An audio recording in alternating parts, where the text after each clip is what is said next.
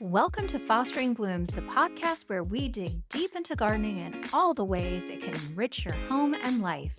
Together, we'll explore every aspect of gardening the organic way, keeping it simple, accessible, and fun. Whether you're a seasoned gardener or just getting your hands in the dirt, we're here to share the tips and insights you need to grow something truly special. I'm Shannon Foster-Boleen. And I'm Caitlyn Blum, and we're two friends on a mission to cultivate beauty, creativity, and connection through everything we grow. This is Fostering Blooms. We have a question from my sister Gracie, who lives in Wilmington, North Carolina, so a little bit warmer area than us. She lives in an apartment with her boyfriend Noah and wants to do some more gardening on her apartment patio. So we are going to play the question for you. I want to grow some tomatoes this summer and I only have a porch. Can I do that? And what month should I start? You know, I love this question because I feel like one of the things that I know is important to both of us is gardening is accessible to everybody. And so many people don't have a backyard. I want to encourage everyone to garden no matter where they are, whether you're in an apartment, have your own house, or a rental where you're allowed to grow. No matter where you're located, Right. You can garden. Yeah, you can garden anywhere. So I love that she asked this question. I'm going to start off with a couple just FYIs for her as far as the pot goes. That's great. My recommendation is that, Gracie, you get a 17-inch wide by about 16 inches high pot. It's a pretty good size. I mean, that's, if you're watching the video, it's about this big and about this deep. And I like terracotta. You can find it at a big box store, but you can also find it at specialty places depending on how invested you get in this. You can do plastic. They have kind of composite materials now. Any of those will work. I like terracotta. It's classic. It's beautiful. It's easy to replace if it breaks. It is more porous. It's going to dry out a little bit faster, so you may have to water it a little bit more. One of the most important things is that you make sure it has a hole at the bottom. You could cover that hole with a broken terracotta pot chips, or you could put a little gravel down there if you didn't want the soil to come out of the bottom. I've heard of people using like pantyhose or mesh. That's a great thing. idea. Yeah. So if, there's a couple different ways. Or what I would recommend, and probably the simplest thing, is to buy a kind of saucer that goes underneath it so that when you water it, it catches that water and doesn't go all over the place. And that way, if you do get a little soil out of the bottom, it won't matter too much. Without further ado, my first pot. I could not live without herbs. And on this one, you probably could scale down the size a little bit, like if you wanted to have some different sizes, This one could be maybe a 12 or 14-inch pot. But the first thing I plant anywhere I live is herbs. I'm going with a mixture of thyme, and I like a lemon thyme if you can find that. It's really nice. And parsley, some mint, which, by the way, you never want to plant in the ground anyway, so this is the perfect one for a pot garden. Chives. Love me some chives. They're very hardy. And tarragon. Yes. And I will tell you that the thyme, tarragon, and the chives can handle a little bit more dryness.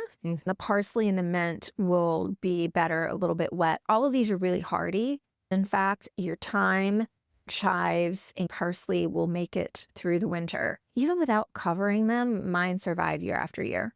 So this pot, with the exception of the tarragon and the mint, would survive the majority of the year. That's a great little combination. And like you said too, you could do two different pots. You could almost do one with your more Mediterranean herbs in there. It'll need a little bit less water. This one I made is kind of in my head as a cooking herb pot. But if you wanted a med kind of pot, you could do rosemary, lavender. Oh, yeah. Could do some tarragon, which is a Mediterranean herb, and some thyme. And make sure with that potting mix, that's one of the other things I meant to bring up is I really like Coco Loco. It's a cocoa coir-based potting mix, and trying to move away from peat. But even if you do the Coco Loco, you could use some chicken grit. You can get at the farmer's co-op, and you can mix some of that in there for that Mediterranean pot, or some more perlite, because it does like a very loose, fast-draining soil. You definitely don't want to overwater that Mediterranean pot. They can handle it a little drier. And you could also do what I call a teapot, which is if you want to make a tea mixture, mint, stevia, holy basil and lemon balm. You can use and dry those four and make a really delicious tea with She those. would love that because she loves tea. So I'm really glad you With your threw own that in there. herbal teapot. That is so cute. Oh, I did that last year, and it's a beautiful combination because so the cool. stevia is kind of long and tall, and the lemon balm kind of mounds, and they're kind of different textures. Oh, she'll love that. And what's really exciting too is we're going to visit her in May and we're going to do some of these pots together. So it'll be a fun project too anyway. So, oh, great herb pot. That's great. I Thanks. love it. I kind of did a herb pot as well, but I mixed in some other little items in there. I have basil, chives, parsley, and thyme. And then I threw in some calendula. Also, that's a medicinal herb, but it also add like a flowering interest to the pot as well. Did you know you can eat calendula? I actually have some dried. I need to try to make a tea. You can do tea with it. I don't know other I've uses, honestly. decorated cakes with the calendula. Yes. It has a little bit of a bitter taste to it. So I would use the calendula flower in a salad to replace maybe like a escarole or something like that. Yeah. And then the other thing you can use it for is salves. If you decided, hey, I'm going to get crazy and grow a bunch of calendula, and you can soak them in oil and do things like that, which, I'm not trying to be an expert in, but I've seen people do it. I have a calendula cream that I use whenever I get like a little burn or scrape or anything, and it works wonders. I actually need to sow my calendula. So now it's a really good reminder. Probably should have done it. Yeah. So that's a kind of a fun. And then, of course, the pollinators. So, we'll like that calendula. So that's a and the good little- basil. And the basil. One thing with the basil is when it starts to flower, it's really pretty to cut it and bring it in and put it in water, but also don't let it flower too much because then you won't get it to continue to grow. So make sure all of these things, you need to cut them and use them. Yeah. And she will. She loves cooking. I think this is something she'll really like to do. Good. Well, my next one is kind of spring inspired. You definitely want a 17-inch for this one. One thing Sarah Raven talks about is her combination for pots is thrillers, spillers, and fillers. So the thrillers are your upright plants.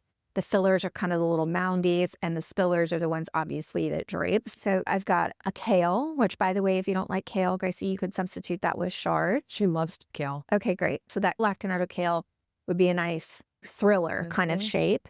And then the lettuce I recommend would be Marvel of Four Seasons.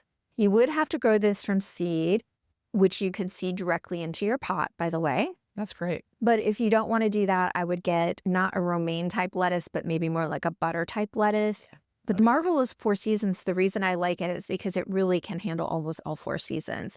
It's a little harder in summer, but it really does well in late winter and spring. It doesn't bolt. It doesn't bolt as quickly, and it's got kind of a reddish color. Ooh. So it brings a little color to the mix. And then chervil, which is also something. I can give you some seeds to take her, but it's something you would grow from seed. I like it better than the flavor of parsley, and it's very ferny and delicate. Again, it grows best from being direct seeded. Like, it's better direct seeded than to try to start it inside. And then a couple radishes just to kind of like pop up. Yeah.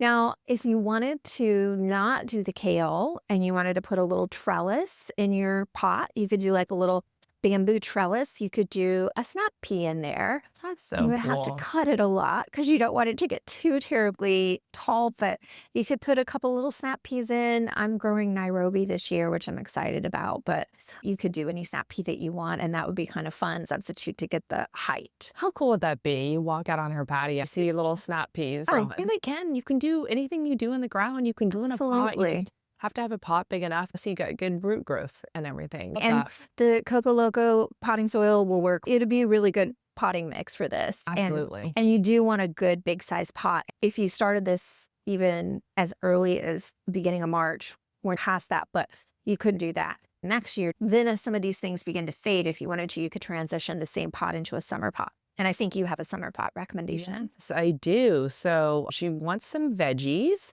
In this next pot I have, that's kind of what we're going for, is some veggies in a pot. The first thing I have in here is tomatoes. I have a variety called Tiny Tim, and it's like a little tiny dwarf tomato. Oh my gosh. A little dwarf cherry tomato. Yeah. Little cherry tomatoes I think would be perfect and do really well in pots. I'm going to help her. We're going to buy her some big pots so she can really start this off with a bang. Also in this pot, I'm going to have a jalapeno pepper in there. It's called jalapeno M, and it's a little compact kind of jalapeno variety. Cool. She loves jalapenos, so I think that'll be useful for her. And then also I have nasturtiums in here and marigolds as well. So she's Aw. kind of getting that from the nasturtiums. She's getting that spiller, and Yeah. then the flowers, will be a nice interest in there, kind of Perfect. medium height and for the pollinators. And then her jalapeno will grow a little taller, and then her tomato will be the tallest. Yeah. It'll be a thriller in the pot. It will be the thriller. And she'll need some support for that. I'm so jealous of everybody in England who has like birch and willow at their doorstep and chestnut or whatever they're coppicing all the time to make these little trellises. When I'm driving around, I'm looking for low-lying water areas, little creeks. Is there any willow out there? And we abscond with some willow. I mean, God, I'm so jealous of that. But we are going to be doing a project with some bamboo and grapevines from a muscadine grapevine that's growing into the tree. They're really long and they need to be hacked back. So we're Yes. going to use that. And we will make her a baby trellis. A little trellis or a little teepee, they call them. The cool thing too is being on a patio is she has the columns, right? And Oh, so okay. she could also do something where it's growing up one of the columns. Yeah, yeah. I thought even having a cut cattle panel for her, sticking that up, and it could climb and use that for support. So you can get creative. Here's the thing is she could do all of these pots. I mean, you can have as many pots as your balcony or patio is going to contain. The summer pots are exciting because there's so many things. I can't imagine not having basil in the summer. Yeah. So I love that you put that in there. Genovese is one that I grow from seed. It's done really, really well. I think that if you are going to choose a basil, if you go to the store to buy them, they tend to have a lot of options now, like Thai basil. You could theoretically have a mixture of basils. However, I would say if you're looking for kind of an Italian dish or just like cheese and basil, that's just kind of standard. That Genovese basil is really probably the best one to choose to start with. But if you want to get crazy, you could do Genovese, Thai, holy basil, and make a basil pot. Just a small little would be pot cool. of 3 different basil. Yeah. You can expand over the years as you find out what you like. And what do you use? And what do you eat? Right. Do that. Grow what you eat. I mean, it's good to experiment, but when you start out, choose things that you like. Yeah, you're going to use. Yeah. I did a summer pot as well. And it's pretty similar, to be honest. It's got a sun gold tomato, which That's so good. now I will tell you, sun gold is not a dwarf tomato like Tiny Tim. It is very vigorous. However, I have grown starts for friends and given it to them, and they've grown them in pots, and they've been fine. You're going to send me with one. With one sun in gold, May. absolutely. Absolutely, I will. I have another one that I'm trying this year called Riesentraub. It's a German red cherry tomato. Cool. My only experiment tomato this year. Your wild card. If you do want to grow a slicer, you could grow an heirloom like Black Creme or Chef's Choice, which are 2 of my favorites. But I would say you're going to have to get an even bigger pot and a really good support. That is an option, though. Basil is a must-have. Nasturtium I love as well. You can eat those flowers. The basil keeps away the bad bugs, and so does the nasturtium. And then garlic chives. It's a little different than a regular chive because it has more of a garlic flavor. But I think that's a good one as well. All of those are good companion plants, and they help those tomatoes to grow a little bit more. If she had a shady area on the balcony, she could even do like a mini cucumber. Yeah. If she wanted to. Yeah. And underplant it with some other things. So she could do some dill nearby. She could grow potatoes in a bag or a pot. You can do onions. I mean, the list is really kind of endless. Yeah. And we'll definitely delve into some more pot suggestions for flowers and vegetables for different seasons. But hopefully this gets her started. I actually have one more. I have a bonus one. I'm sorry, I That's forgot. okay. That's okay. Yeah, no. I have a bonus one, which I think is kind of fun, and I'll do it real quick.